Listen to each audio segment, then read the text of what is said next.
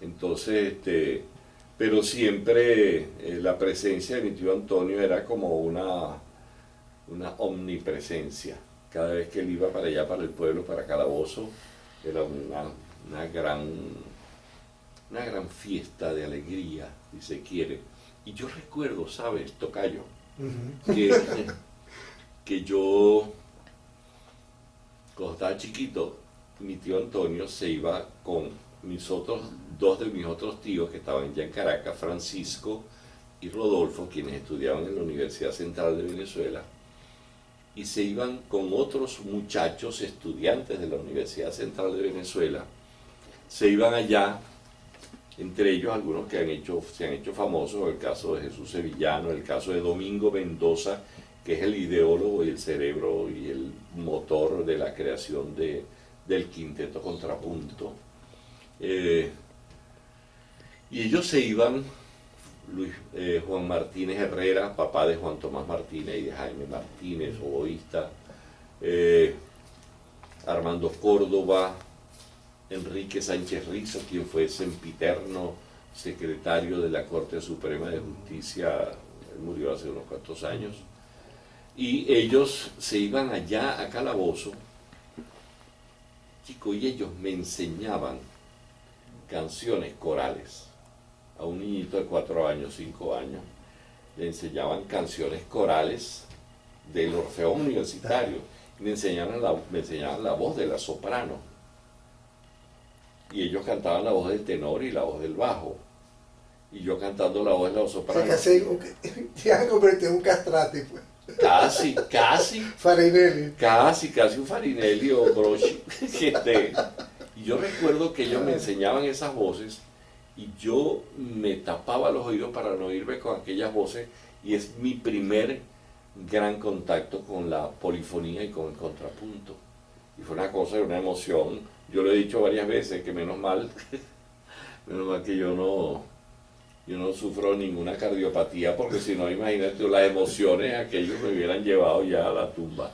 Y el caso de el maestro Inocente Carreño, con quien hasta pocos años antes de fallecer nos mantuvimos muy cercanos.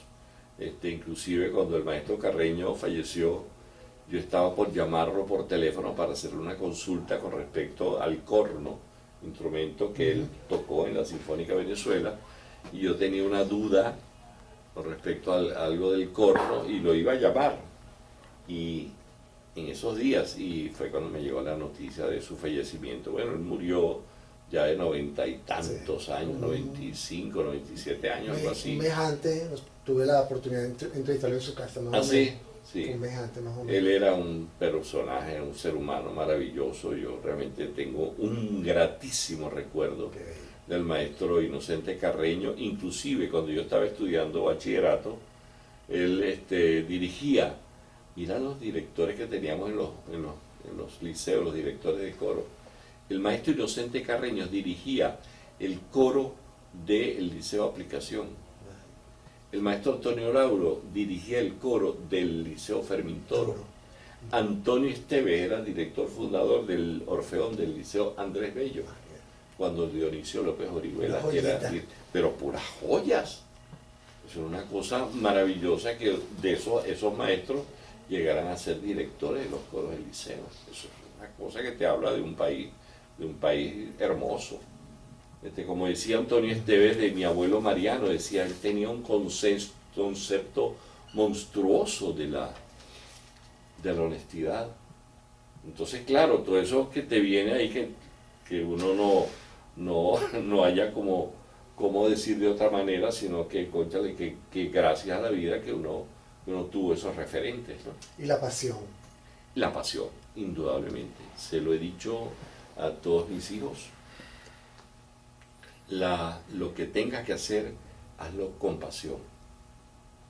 Algo por obligatoriedad, no lo hagas. Tengo que hacer esto, bueno, habrán cosas que hay que hacer, sí, bueno, por convencionalismo, pero no dejes de hacer las cosas con pasión total y entrega total. Es más, una vez me acuerdo con Alicia, mi esposa, con nuestros 2 últimos hijos, ella No, porque el hobby de muchachos estaban practicando judo, karate y esas cosas. No, eso no es hobby, eso es primera opción. Todo lo que hagas tiene que ser primera opción. Hazlo como todo, como primera opción. No lo hagas así por no. Primera opción, todo. Y cuando te enamores, primera opción. Y cuando estudies, primera opción. Y cuando seas lo que sea, primera opción. Y siempre con el cartelito ese de la honestidad por todo, por encima de cualquier cosa. La Universidad Central de Venezuela significó... Para concluir la parte de... Sí, significó mucho para mí y sobre todo porque yo terminé mi tesis de grado en la Facultad de Medicina, en Medicina Experimental, en el laboratorio del doctor Carlos Arreaza Plaza. Pero lo más significativo para mí dentro de la Universidad Central de Venezuela es el Orfeo Universitario. El hecho de haber pertenecido yo al Orfeo Universitario, cuando estudié a quinto año de bachillerato inclusive, ingresé al Orfeo y se ha mantenido como parte de nuestro inventario de vida, porque el Orfeo Universitario es fundado por Antonio Esteves, que era mi tío, y yo, mi primera esposa la conocí ahí en el Orfeón. O sea, la universidad para mí es, como dice Laureano Márquez en su credo, la existencia del Orfeo Universitario ya de por sí es garantía de que estamos hablando de la Universidad Central de Venezuela. Garantía no, sino es que es como parte de esa cosa maravillosa que es el Orfeo Universitario. Para mí el Orfeo Universitario de la Universidad Central de Venezuela es un momento vital en mi vida y sigue siéndolo. De hecho, ellos me llaman para muchos conciertos, para que yo los acompañe. He hecho unas cuantas cosas allí con ellos. Victoria. Bueno, tu primer instrumento fue el 4, ¿no? Sí, claro. Okay. Viste al señor Omar tocando con Padre Pancho. ¿Fue donde te...? El señor Omar es Omar de Alessandria, y acaba de fallecer ahora en diciembre. Creo que siempre toca uno con Padre Pancho. Claro, que eso era, pero es que Omar era de ese grupito de Harvard. Es más, él fue el que dijo, estudiamos en Harvard. Él es la persona. Y botó los vasos. Todo, y por supuesto los vasos temblaron. No creo que se votó mucho, no se votó ninguno porque eso da mucha tristeza. Pero el asunto es que Omar, yo lo veía, lo vi con un 4. Yo estaba en tercer grado. Tenía 10 años. Y lo veo tocando, oiga, compadre Pancho. Me dio un ataque de celos, tengo que decirlo, sí. Claro. A lo mejor es celos, no sé si es celos, pero... O envidia. O envidia, claro. Pero bueno, si yo soy Esteves, y mi familia es todo músico, ¿por qué razón? Mi mamá era profesora de música. Mi abuelo, Antonio Esteves, todos siempre asociados con la música. ¿Y cómo es posible que yo no toque 4? Chico, y yo no sé de qué manera, con ese 4 de Omar, yo empecé a rascabuchar y después mi mamá me compró un 4 que le costó 23 bolívares. Un 4 larense, marca Campanita, inolvidable. Cuando Francisco Carreño trabaja para la fiesta de la tradición del año 48, yo estaba en Calabozo, pero él es quien logra la implantación en los programas de educación escolar, los bailes y cantos tradicionales, muchos de ellos las diversiones orientales, el carita, el pájaro guarandón, el cebucán, etc. Y Francisco Carreño, si bien es cierto que Che Hurtado gloriosamente está en la historia, porque él es el que crea la siembra del 4, pero quien sembró el 4 en Venezuela fue Francisco Carreño, porque él daba clases de 4 en la televisora nacional, la extinta televisora nacional, que era el canal oficial del Estado venezolano. Francisco Carreño, y que fue el primer canal de televisión en Venezuela, Francisco Carreño daba clases de 4 en la televisora nacional, y tú veías a todo el mundo, por lo menos en mi macrocosmo o mi microcosmo, en Caracas, todo el mundo con 4 en la mano, todo el mundo tocaba 4, aprendiendo a tocar 4. Se hizo una fiebre de tocar 4. Y todo el mundo tocaba 4, era una cosa maravillosa. Y entonces yo no sé si yo alguna vez, yo no tenía televisor en mi casa, pero lo que sí es cierto es que yo comencé a hurgar por curiosidad, por gozadera, por jugar, comencé a hurgar el 4. Y entonces, y bueno, empecé a darle, y después apareció una guitarra, y después con la aparición de la guitarra comenzó uno a descubrir el Vía Crucis del amor, cuando uno se enamoró por la primera vez. La guitarra fue con Nael. Nael, pero tú eres bien intrépido. Ya, pero Nael Suárez, él se llama Miguel Antonio Suárez, y él cambió su nombre por Nael, él mismo se hizo su nombre, Nael, y Nael es un amigo que ya era más grande que nosotros, y entonces Nael ya había tenido novia. Ya era un hombre corrido. Ya era un hombre corrido que nos llevaba 2, 3 años o 4 años a nosotros quizás, pero Nael era como en el caso del Demián de Hermann Hesse, él era Sinclair.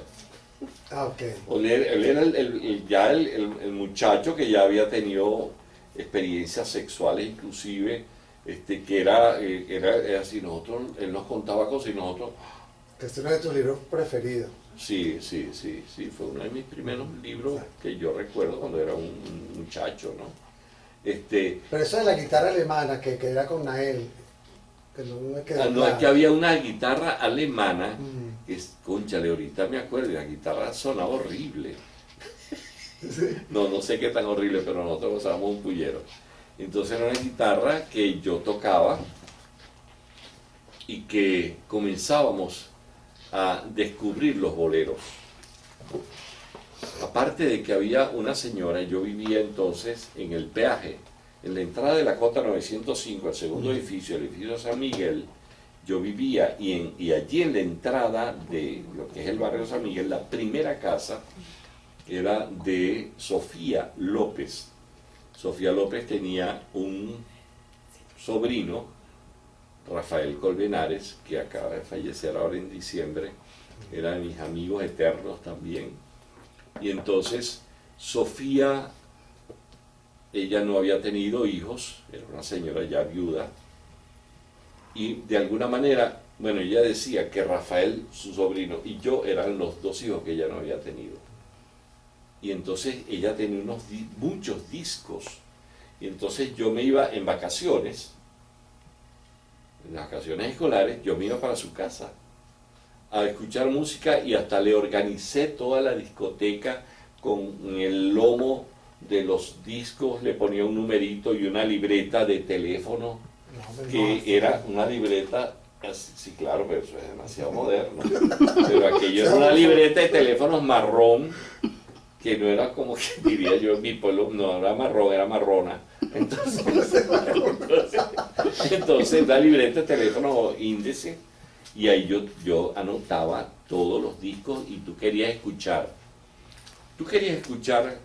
a mí no se me olvida, la quinta sinfonía de Beethoven, entonces buscabas Beethoven, y habían versiones... Por la P, para papá. Sí.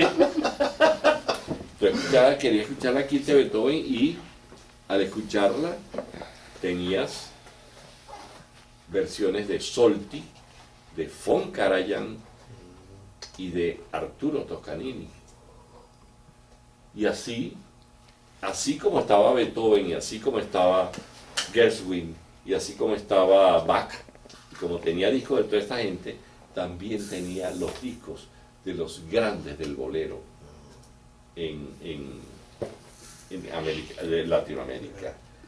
Ahí conocí yo a Ignacio Villa Bola de Nieve, conocí a Toña la Negra, conocí a Juan Arbizu Ortiz Tirado, Pedro Vargas, y para de contar todas las estrellas que hicieron historia en el caribeño bolero. La guitarra llega a mi vida y yo me enamoré de la guitarra. Sin embargo, y era parte de lo que te digo, que a veces ni lo digo porque la gente no lo cree, yo no estudié música. Bueno, formalmente. Formalmente yo no senté mis nalgas en un pupitre en un conservatorio de música. Esas escuelas superiores de música. No, en la escuela superior, yo quería inscribirme en la escuela superior de música, pero mira qué cosa.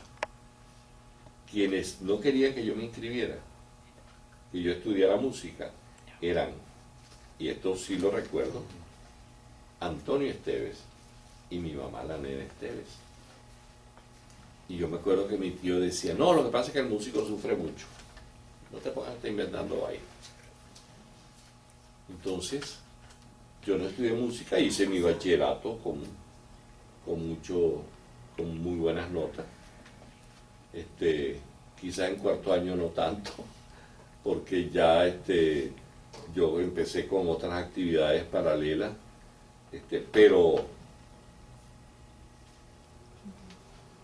yo, quizá ese enamoramiento mío con la guitarra y el hecho de yo haberme reunido con personas como el maestro Antonio Lauro, como Rodrigo Riera, con el mismo Alirio Díaz, con Domingo Mendoza, en la guitarra popular, mucha gente que conoció a Domingo, inclusive sus hijos, me dicen que yo parezco hijo de Domingo Mendoza. Claro, tengo otra técnica, tengo más conocimientos musicales, pero esa es parte de mí. Sí, una referencia obligada. Una referencia, una gran referencia, indudablemente. Yo eso no lo puedo negar ni tapar, y lo he dicho muchísimas veces. La referencia mía en la guitarra popular se llama Domingo Mendoza. No solté la guitarra, y cuando comienzo a hacer cosas con la guitarra, que es algo que a mí me sorprende, cuando comienza la gente a decirme que con quién estaba estudiando y que con quién había estudiado, yo decía, ¿qué es eso? O sea, yo por supuesto que agarré el Sagreras y el Carcass y por supuesto yo. Y por supuesto con las asesorías eventuales de alguna gente conocedora de la materia, pero yo eso es algo que yo lo viví de una manera con mucha pasión, con mucha emoción, de descubrir cosas. Ya en los años 60, cuando estaba en el Orfeo Universitario, nos reuníamos con Ali Agüero, y Ali Agüero, el fundador de Los Cuñados, Ali y yo tocábamos, y entonces, y Rodrigo, ¿cómo se llama él? Bueno, ya me acuerdo. Hacíamos música brasilera y tocábamos, pero pa'lante. Pues empezamos a hablar como portugués y van a creer que éramos brasileros, porque tocábamos, mira, pero muy bien. Era también una pasión, una fiebre, como decía, una fiebre, así como cuando yo jugaba básquet, que me emocionaba la taquicardia, jugaba básquet o jugaba béisbol, por supuesto. Y yo, eso mismo me ocurría con la música brasilera, una pasión desenfrenada. El músico venezolano tiene una ductibilidad y un talento tan particular, que yo, esto que te estoy contando, tocando con Aquiles Báez, que está en su gloriosa eternidad, tocando con ellos y hablando, y anécdotas que teníamos con brasileros, los tangos, que yo tocaba tango y la gente creía que yo era argentino. ¿Por qué? Porque es eso, somos como una esponja nueva. Como Sally, somos de Woody Allen. Claro, somos una esponja nueva, pero absorbemos de una manera tan extraordinaria los tangos. Yo tocaba con Horacio Malvicino, guitarrista de Astor Piazzolla, y los tocábamos tangos, y me decía, bueno, y entonces, pero cuando le iba a tocar un merengue estaba raspado, un merengue venezolano estaba raspado. Entonces el músico venezolano tiene esa ductibilidad, esa facilidad. Una esponja. Y sí, una esponja, y yo soy un ejemplo más de los cientos de ejemplos que podemos nombrar de músicos venezolanos que creen que son o bueno, en el caso de los brasileños, los argentinos, qué sé yo. Mercedes Sosa, yo la acompañaba a cosas y la gozábamos. ¿Ves? Y es eso sí, esa facilidad que tiene el músico venezolano de adaptarse a muchos panoramas musicales del continente. Desarrollaste tu carrera como guitarra acompañante, la guitarra popular. ¿Por qué no guitarra solista? Porque no tenía los elementos para ser solista, hay que ser honesto. O sea, yo estudié piezas, por supuesto, estudié piezas del repertorio como solista, pero desarrollar como guitarra solista, requería de estudios que yo no tenía, requería de técnicas que yo no tenía, requería de muchos chicos, requería de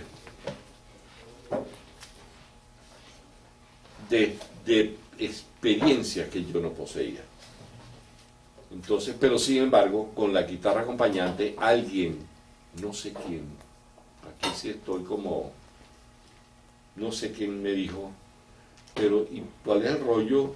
Aquí no hay guitarristas acompañantes, porque la guitarra acompañante, lo que ocurre en Brasil con la guitarra acompañante, lo que hacía João Gilberto, la guitarra popular como acompañante, João Gilberto, lo que hacían los guitarristas brasileros como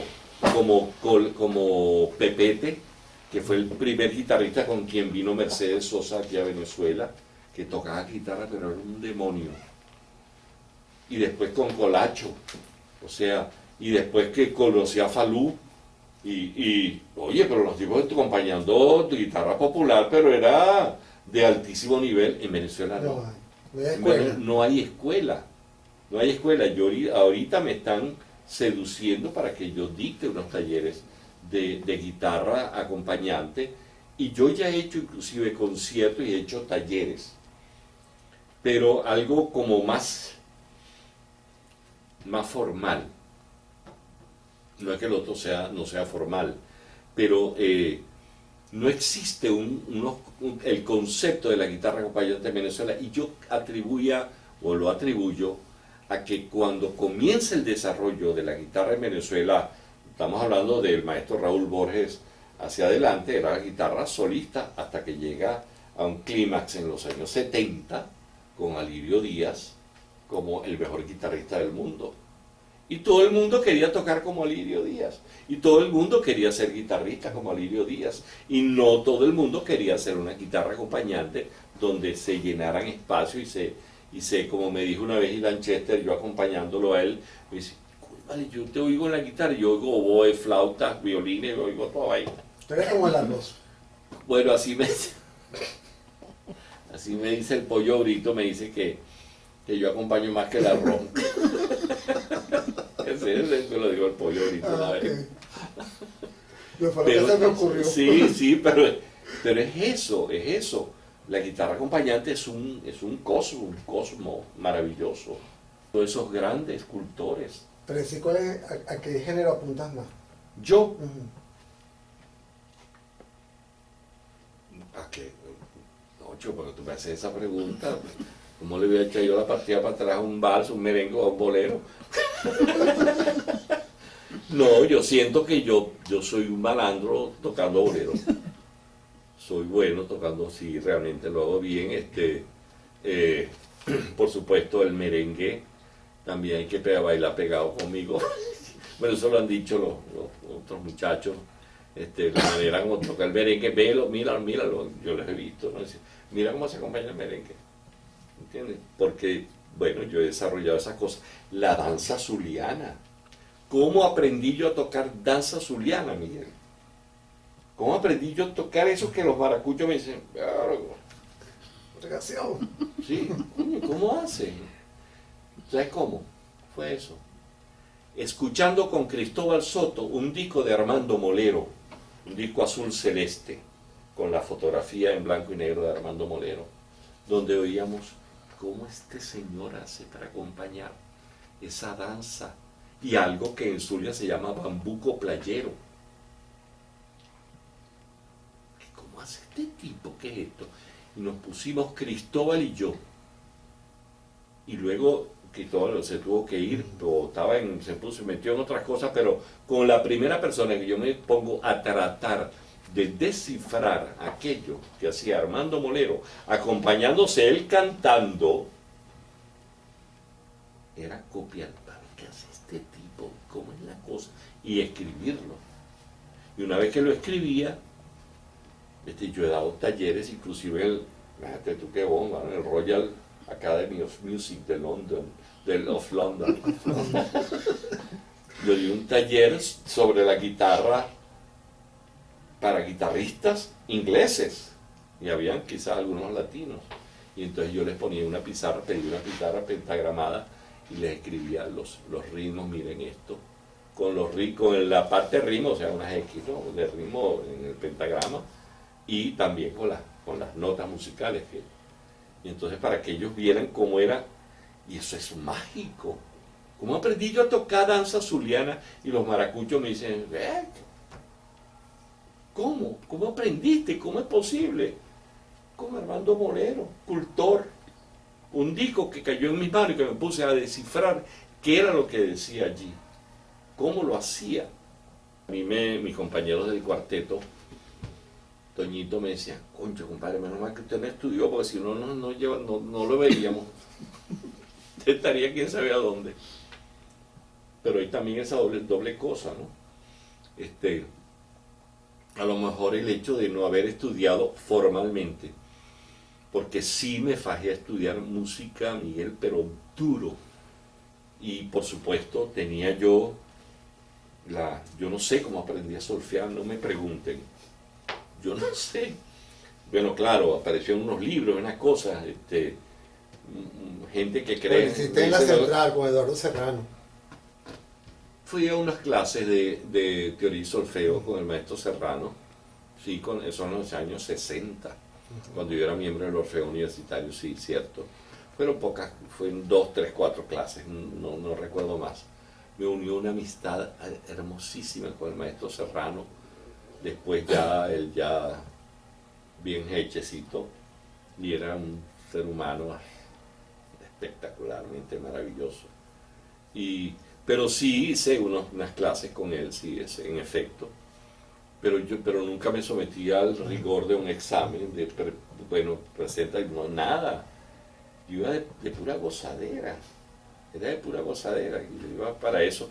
Y lo otro sí presentaba mis exámenes de biología, sacaba muy buenas notas y todo el cuento, y la bioquímica y todo, me la gozaba y todo eso. Pero aquí era otra concepción que te confieso que a veces digo, cónchale, qué lástima que yo no me revelé a mi familia como se reveló Raúl, mi hermano. Uno ha hecho cosas, y yo he dicho que yo he sido muy, muy, muy feliz en mi vida, porque he hecho cosas que yo no he hecho nada obligado. Ha hecho lo que te da la gana. Ha hecho lo que me da la gana. Me da la gana en el mejor sentido de la palabra, no es que soy, no, nada de eso de chabacano, de que me da la gana, no. He hecho lo que me dicta el corazón, y si yo tengo la razón aquí y la pasión en los genitales, en el medio está el corazón, y entonces yo estoy balanceado. Lo que me dicta el corazón lo he hecho. No sé por qué cuando dentro de las canciones mías que han grabado, Quieres contar mi estrella, las que he hecho con el cuarteto, pero cuando yo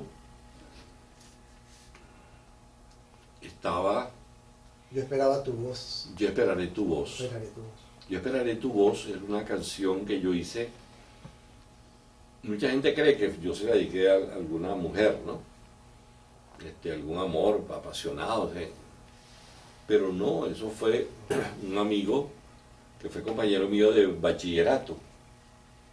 Y él, éramos de la izquierda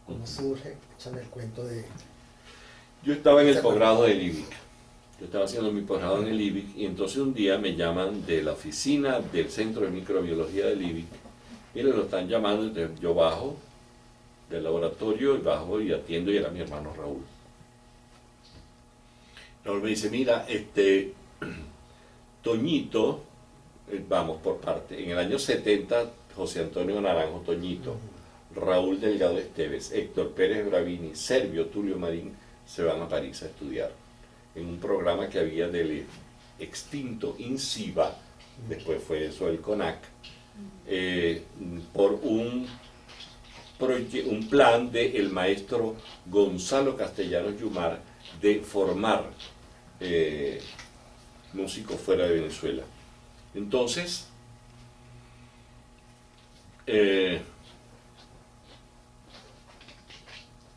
Raúl se va para allá con Toñito, comenzaron a tocar allá porque no llegaba la beca, estaban pelando y entonces tuvieron que sacar los instrumentos y empezar a tocar en un sitio, en la Caña de Azúcar, en La Escala, en Rancho Guaraní, hicieron un par de discos, no podían aparecer sus nombres, esa es otra historia muy bonita también, pero entonces llegan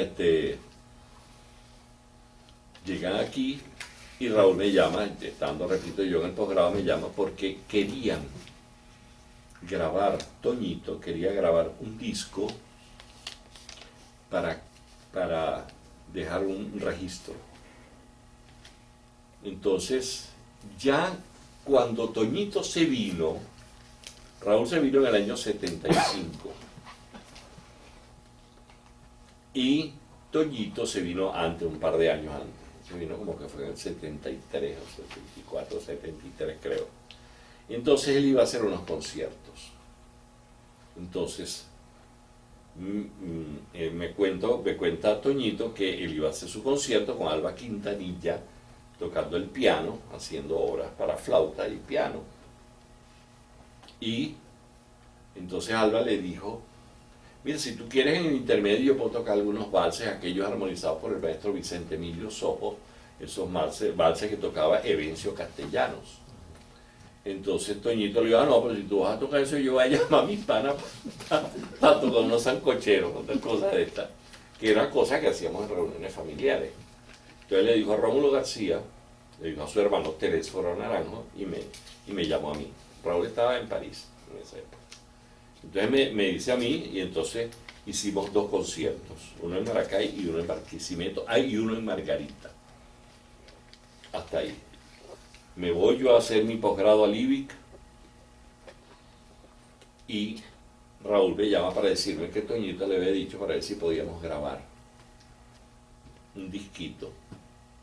Después nosotros en las reuniones decíamos, vamos a grabar un disquito para cuando estemos viejitos, decirle a los hijos que era lo que tocábamos cuando éramos chamos. Pero realmente la idea de hacer grabar ese repertorio que hacíamos en familia, en reuniones informales, fue de Toñito. Toñito le dice a Raúl, porque el cuatrista iba a ser su pana Raúl. El contrabajista que iba a ser su hermano Telésforo Naranjo, que Telésforo como se tuvo que ir a estudiar en la Santa Cecilia de Roma, entonces el bajista fue Pedro Naranjo. Y entonces necesitamos un guitarrista. Y entonces Raúl le dice, el tipo es Miguel, es un malandro tocando esa vaina. Y entonces, bueno, me llama Raúl, hicimos una primera reunión en casa de Toñito y empezamos a trabajar y grabamos ese primer disco. El cuarteto se convirtió en un proyecto de vida. Y siento que esa huella del cuarteto, se lo dije a ellos hace poco, mientras tengamos los dedos en los instrumentos, no debemos abandonar la idea, porque cuando mi hermano Raúl falleció, se fue para México en el año 2018 y falleció en el 2019, Pero cuando él se fue nos dijo, no, no abandonen, no dejen que el cuarteto muera. Y yo estoy como empeñado en eso, en que el cuarteto tiene mucho que dar, y no porque sea para gloria personal, ¿sabes? No, el país le hace falta eso. Así como te hablé lo de cuando Lilia Vera y todas estas cosas, al país le hacía falta algo que dijera cuál es lo auténtico. Al país le hace falta gente que estudie. Al país le hace falta gente que estudie con dedicación, con responsabilidad, y que el talento sirva para alimentar lo que tú estudias. Ya Bolívar lo dijo, el talento sin probidad es un azote, ¿no? Entonces, eso es algo que uno vuelve otra vez para atrás del comienzo de esta entrevista. La honestidad con que hace las cosas. Y yo siento que el cuarteto todavía tenemos mucho que dar. Cuando murió mi tío Antonio, perdona el brinco, pero cuando murió mi tío Antonio, yo recuerdo una frase que me dijo Flor Rofé, su entonces viuda, en el aula magna, y me dijo, tú y Raúl son los dos hijos varones que Antonio no tuvo. Mi tío nos quería mucho, nos respetaba mucho en la música, ¿sabes? Y entonces, pero el cuento es que yo vengo con él, y él venía enganchado aquí en mi brazo, veníamos bajando por la avenida por el Panteón, y entonces a buscar el carro. Y entonces me dice, chico, escuché una cosa tuya, una música tuya, cuando vi de los cuadernos Lagobén. Y cuando yo estaba, yo dije, ay, entonces, yo vi la cosa y digo, mira, está bien. Y cuando veo al final crédito, música Miguel Delgado, y te digo, ah, mira qué vaina. Entonces, yo, bueno, tío, yo quería mostrarle a usted esos papeles, pero bueno, nada, había que hacerlo, yo estaba apurado, pero sonaba muy bien, chicos, sonaba bien. Tú haces como música, y me volvió a decir, tú haces como música para película. Entonces yo le dije, tío, lo que pasa es que yo cuando llegué al estudio de grabación y bajé las manos para la orquesta, me dio una dentina Antonio Esteve que yo no podía. Entonces me dije, bueno, ¿y cuál es el problema? Pues a mí no me dice que la música mía se parece a Hindemith, que si de Falla, que si no sé qué y todo. Y me acordé de la sentencia de Stravinsky. Somos parte de un proceso y tenemos mucha influencia. Entonces, él me dijo, no, eso no es problema. Pero sonó muy bien, yo quiero ver esos papeles. Bueno, sí, tío, y nunca nos pudimos poner de acuerdo para llevarle el score y toda la música, nunca lo hicimos. Y él tenía una cosa maravillosa, porque más de una vez yo con él, sentado en su casa, ver un score, una partitura, y él me enseñó que eso cuando tú lo ves, eso te suena aquí. Te suena. La música te suena. Y eso lo aprendí yo, o lo digerí, o lo descubrí con él, no sé. Me llamaron de Sonográfica, me dijeron, tú eres la cuarta pata para esta mesa. Y ahí comencé yo a hacer la música para telenovelas en Radio Caracas Televisión, hice varias. Y hacía la música para Radio Caracas Televisión, y hacía los temas de identificación, mensajes navideños, un pocotón de cosas. Por supuesto que no todo lo podía hacer yo, pero tenía un asistente, y aparte de eso yo podía subcontratar si el volumen de trabajo era muy fuerte. Entonces yo hice mucha música para telenovelas, mucha música para los especiales de expedición, los programas de expedición, la música la hacía yo. Industria Pampero. Industria Pampero fue una experiencia maravillosa, porque fueron lo tradicional de nuestras generaciones. yo estaba saliendo del IBIC. Imagínate tú, y entonces yo hago eso y vuelvo otra vez con mi pensamiento político. O sea, yo le decía, vamos a mostrar a la directiva, y son gente que está vendiendo, no están pendientes de vender cultura, para nada. Les interesa que vender su producto, su ron, y entonces me llaman y yo empecé a hice 25 programas y yo le decía, vamos a mostrar, era mi plan, vamos a mostrar al país la cara de creadores que la gente no sabe, que ha tarareado sus canciones por ahí, pero no sabe cuáles son. Y los 5 primeros que hicimos fue Luis Mariano Rivera, Otilio Galíndez, Luis Laguna, Indio Figueredo, y me falta uno. Ay, Dios mío. Antonio Lauro. Y Antonio Lauro, gracias. Y Antonio, ay, perdón, mi maestro, tan bello. Cónchale, porque el maestro Lauro era tan bello, que me va a dar la pata con toda la razón. Entonces un día me llama María Alejandra López, que tiene un cargo de vicepresidencia en el Circuito Unión Radio, me dice, ¿tú te atreves a hacer un programa con Zapata? Pregúntale a él si se atreve a hacer un programa conmigo.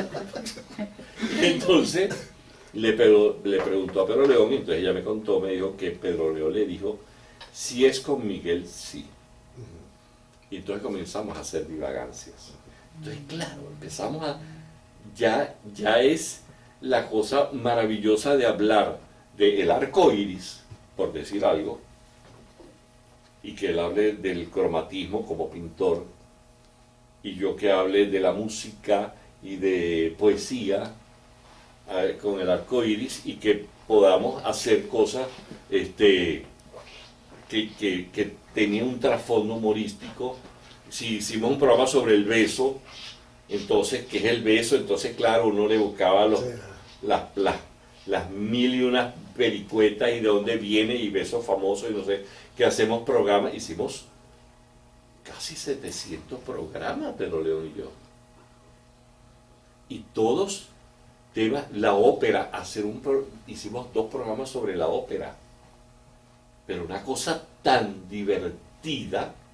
Ópera es una obra dramático-musical en donde le meten una puñalada por la espalda al primer cantante y sigue cantando a pesar del pogotón de sangre. Entonces claro, usted ve con una definición de ese tipo. Hicimos 2 programas y leer al parte de algunos de los textos de Francisco Pimentel sobre ciertas óperas, que aquello era pero de palco. Hacer un programa del humor con Zapata, hacer un programa sobre la esquina de Caracas, hacer un programa para de contar todos los programas que hicimos Pedro León y yo. Eso es una cosa histórica. Inclusive la Unión Radio está sacando ahorita unos programas de divagancias históricas con Zapata y conmigo, cosa que me produce un orgullo inmenso de que Zapata, que me metan ahí en ese lote, porque hablábamos de cosas importantes, hablábamos de cosas de conocimiento, de cultura, y le metíamos un piquete allí humorístico, y lo sigo haciendo con Laureano Márquez. Cuando 5 años después de los cuentos de divagancia me llaman para decirme que si yo me atrevo a hacer un programa, vuelve la misma historia. Mira, te atreves a hacer un programa con Valentina Quintero. Y uno, pregúntale a ella. Y yo, no, ya le preguntamos primero a ella, y ella dijo, ay, ojalá que diga que sí. Y yo, bueno, sí, vamos a hacerlo, pues. Entonces empezamos a hacer cuentos de camino, y eran micros. Pero también eran micros que te hablaba de la palabra es venezolanidad. Lo que Valentina representa para Venezuela, lo que yo desde mi trinchera represento, o lo que la gente me conoce, porque es muy pretencioso decir lo que yo represento, pero lo que cada uno de nosotros, y la muestra más hermosa, la hemos sentido, entre otros ámbitos, las veces que hemos salido fuera de Venezuela. En el año 2019, mira, Román me había dicho, mira, para que hagamos, yo quiero hacer unos espacios que se llama Improvisando, entonces voy a tener un invitado central, un emprendedor y un músico, y yo quiero inaugurar eso con usted, él me trata de maestro, con usted maestro. Ah, bueno, sí, cómo no, yo quiero inaugurarlo con usted, ah, bueno, está bien. El viernes, de 8:30 a 9, ok. Llegó el viernes y luego el lunes y martes siguiente era más lunes y martes de carnaval, en el 2019. Y entonces, cuando yo llego, la productora me dice, ¿y no trajo la guitarra? No, usted no me dijo que trajera la guitarra. Cónchale, qué broma, pero yo le dije que si necesitaba que lo ayudáramos con algún equipo. No, espérate un momentico, un equipo puede ser un equipo de béisbol, de natación, de voleibol, un equipo de disección. ¿Qué eso? Entonces, no hay problema, yo me pongo a hacer otras cosas, yo tengo otras cosas que hacer aquí, ¿no? Entonces la muchacha, déjame preguntarle, salió Román, en una pausa y me dijo, no maestro, vamos a hacerlo. Y estaba María Teresa Yacín de invitada. Hacemos el programa y las cosas quedó tan buenas. A la semana siguiente, el lunes y martes de carnaval, el miércoles me llaman, mire maestro, usted sabe cómo era carnaval, es probable que entonces la gente se haya ido y ya se estaba yendo, y entonces, cónchale, no oyó bien, entonces parece este viernes usted puede ir. Ok, está bien. Y resulta que hubo el apagón aquel, el mega apagón ese. Y entonces yo igualito fui, y no me avisaron nada, yo igualito fui porque preferí que si no me habían avisado, prefiero estar, y yo tenía otras cosas que hacer en la radio. Entonces, llego y me dice, cónchale, qué pena, que no sé qué. Le digo, no te preocupes, ¿no? Que no le avisamos por la comunicación, tú sabes cómo estaban. A la semana siguiente, mire, usted sabe que bueno, ya como el carnaval y después lo otro que no se hizo, a ver si usted puede venir este viernes. Ah, bueno, sí, cómo no, yo voy. Y la cosa era un escándalo. Y a la semana siguiente, mire, usted sabe que contra Román nos dijo que como... Ah, no, espérate un momentico, vamos a hacer negocio. Y era primero media hora y se convirtió ya en una hora de programa. Y es muy divertido, y sobre todo yo he sentido un gran respeto mutuo entre Román Osinski y yo. Y entonces estamos haciendo, y es el espacio dentro de la radio, lo que nos ha informado, que es el espacio de mayor sintonía en toda la radio venezolana de los viernes de 8 a 9 de la mañana.